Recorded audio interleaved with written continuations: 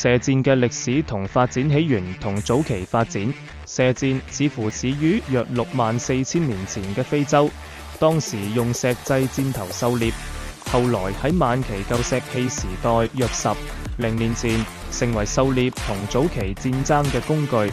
如丹麥科密沼澤地出土嘅8000年前弓鎖匙，青銅時代公元前2100到1700年，歐亞草原發展出複合弓，將木材、角同根結合，提升射程同威力，影響咗由美索不達米亞到東亞嘅文明。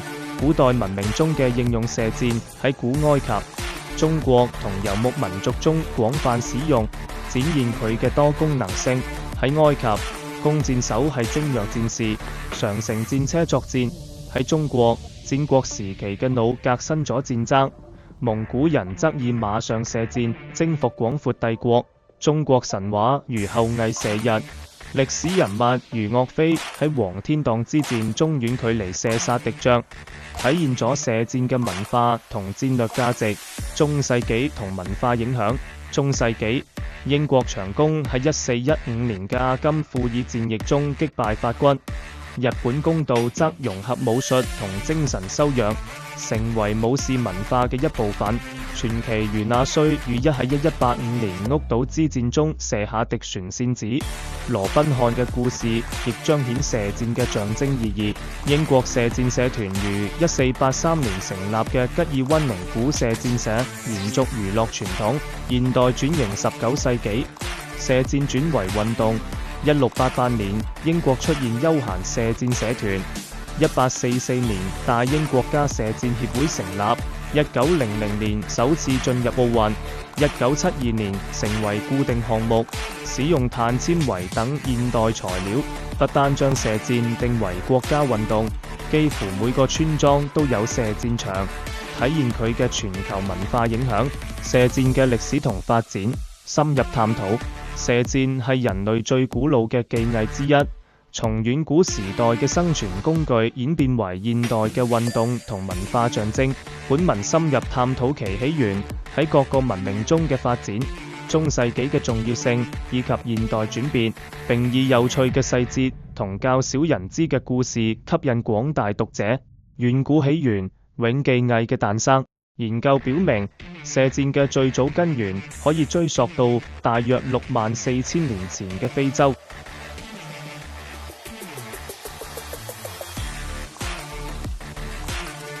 到晚期舊石器時代，大約10000年前，弓成為狩獵同早期戰爭嘅重要工具。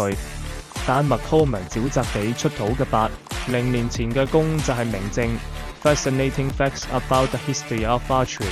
青銅時代，大約公元前2100到1700年，歐亞草原地區發明咗複合弓，將木材、角同根結合埋一齊，大大提高咗威力同射程。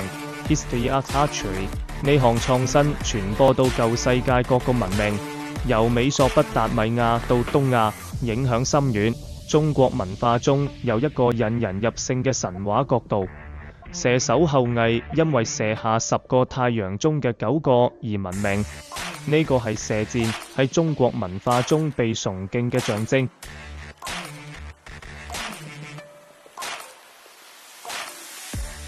呢種歷史同神話嘅交織，凸顯咗射箭深厚嘅文化根源，令佢成為一個吸引人嘅敘事。古代文明中嘅射箭，全球現象。射箭喺古代文明中嘅傳播，展現咗佢嘅多功能性同戰略重要性。喺埃及，弓箭手係精銳戰士，經常喺壁畫中被描繪為乘坐戰車嘅士兵，證明咗佢哋喺軍事行動中嘅作用。Archery types equipment techniques。喺中國，戰國時期發明嘅弩革新咗戰爭，提供咗更高嘅準確性同殺傷力。歷史記錄中記載咗佢喺圍城戰同戰鬥中嘅使用。History of archery。游牧民族，尤其係蒙古人，精通馬上射箭，利用佢哋嘅機動性建立咗廣闊嘅帝國。佢哋嘅技能喺歷史記錄中被記載為橫跨亞洲同歐洲嘅征服。History of archery。一位值得注意嘅歷史人物係南宋將軍岳飛。1103比1142。佢體現咗射箭嘅戰略重要性，以忠誠同武藝聞名。岳飛喺黃天蕩之戰中從遠距離射殺敵方將領，呢一件事喺中國民間傳說同文學中被廣泛慶祝。15 Legendary Archers in History 呢段故事為敘事增添咗個人化嘅戲劇性元素，展現咗個人技能喺更廣闊歷史背景下嘅作用。中世紀同文化意義，傳奇同戰爭。中世紀時期，射箭喺軍事同文化上達到咗新嘅高度。英國長弓以其高射速同貫穿力而聞名。喺1415年嘅阿金庫爾戰役中，英國長弓手擊敗咗法國騎士。呢一場戰役喺歷史記錄中詳細記載。History of Archery 喺日本，弓道、弓道或者弓之道發展成為一種紀律嚴明嘅藝術形式，將武術技能同精神修養相結合。尤其係喺武士階級中 ，Archery Tactics 呢種雙重角色喺今日嘅弓道練習中仍然明顯。強調專注同內心平靜。射箭仲激發咗傳奇事蹟同民間故事。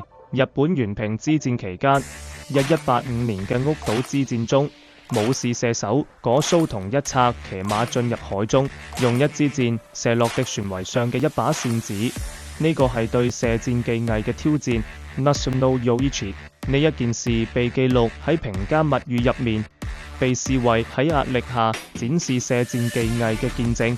喺英國傳統中，羅賓漢雖然可能係歷史人物嘅綜合體，但成為咗正義同技藝嘅象徵。其射箭絕技嘅故事，如劈開對手嘅箭，持續存在於民謠同電影中。List of Archers 文化習俗進一步豐富咗射箭嘅遺產。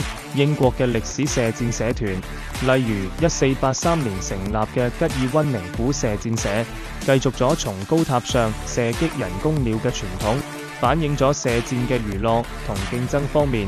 The History of Archery in Britain 呢啲細節增添咗深度，展現咗射箭超越戰爭嘅多方面角色。